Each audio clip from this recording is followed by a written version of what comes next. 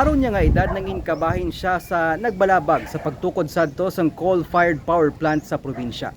Ginpangunahan niya man karon ang grupo sa mga young volunteers nga nagakampanya para mabuhinan ang problema sa basura.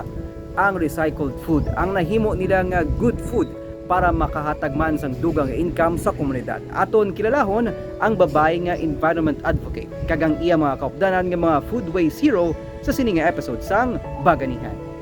Both the easiest and the most... Second year college pa lang sadto si Colleen Awit. Nangin masupog na siya nga environment advocate sa probinsya.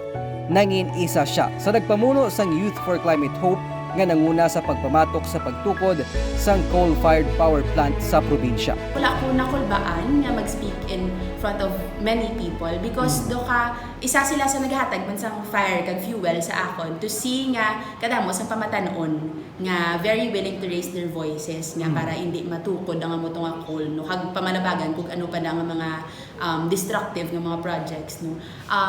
Wala gid ko na feel nga may kahadlok kag siguro very supportive man ang community nga may ara kita diri sa Negros no, and kaupod ko man ang iba nga mga pamatanon sa Youth for Climate Hope. Wala sa ilamharon pa lang sadto nga edad, nakita man ni Colleen ang mga pamaagi agod mapangapinan pa ang palibot samtang ginasakdag ang palangabuyan sa mga komunidad.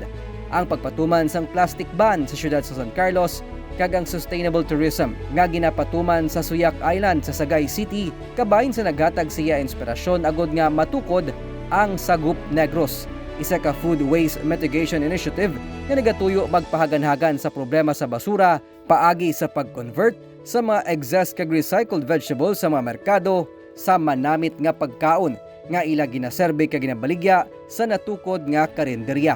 Sang pandemic, doon nagdoble pagid. Kay tihina ang baklanay, wala gagwa ang mga tao, di ka kaladunot lang ang mga utang kag prutas. Kag nakita naton sa pag-interview sa mga vendors didto nga ang ini nga mga wala gakabaligya means lost income man gali para sa ila. So ang gidalaom sang sagup nga samtang ginabuhina naton ang food waste sa market, gahatag man ta additional income support sa aton nga mga market vendors.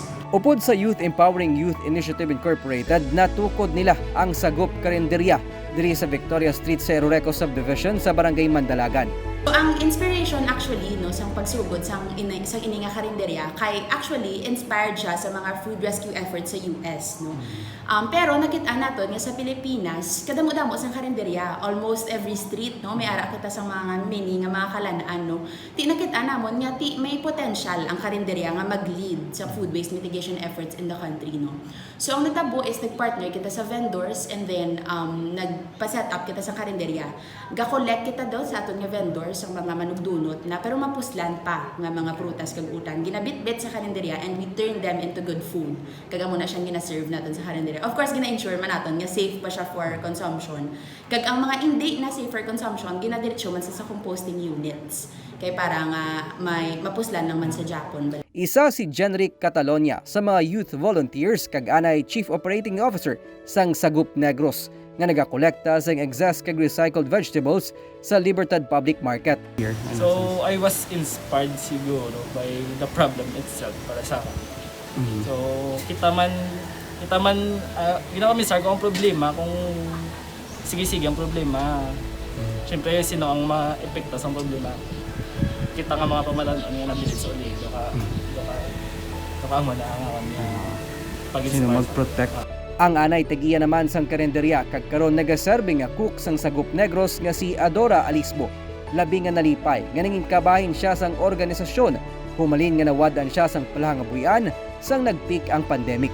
Maka-help kita sa environment maka-help sa mga vendors, maka-help sa mga nanay kay inisya sir education man ni sir mo ang amon di nga paggamit sang mga ang amon balang yung na-process di nga from food waste up rescued food to good food nang pwede gina siya matudlo namon sa iban kag inang as sa ako myself nga gina-practice ko man sa amon panimalay nga sang karinderya kung wala nimo. Tutay lang amon customer. Subong damo na. Kay namit ko nung akong timpla. Sino mga customer niyo subong? Lasal. Aga sila ga pabalon. Ang si Sir Ted, teacher na sa Lasal, senior high. Di ang iyan ang mga co-teacher na order sa iya. Pinagi sa social enterprise na buligan sa grupo ang mga vendors nga madugangan man ang ila income. Bisan paano nabuhinan man nila ang food waste sa tonet-tonelada nga basura nga ginakolekta sa mga dump truck sa syudad kada adlaw. Pinaagi man sa Sagup Negros Project na baton sa Youth Empowering Youth Initiative Incorporated ang Planet Protector of the Year Award halin sa Global Institute for Youth Development Incorporated sang 2022. So, through pagbinuligay man. Siyempre, hindi man naman kaya sa isa. Ako lang isa, kami lang isa ni ko, no? Siguro with ng pagbinulagay sa mga volunteers, members. Happy gid kay tungod ang amon nga nga obra para sa ang obra sang kausa na work. Isa kasi nga nakabig food waste hero. Oo, correct. Isa kid ko kita ang pagbaton gid nila. Kuan gid nila nga para ni kay Tita Bing. Kasi Tita Bing ang gakuan sa kusina.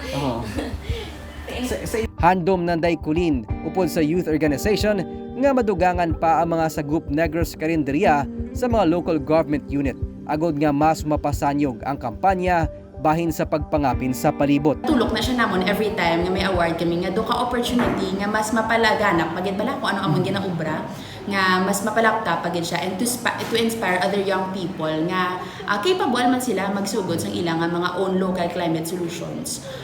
Kanami kay naglabot hasta sa Jensan sa Jensan pagin receive ang award.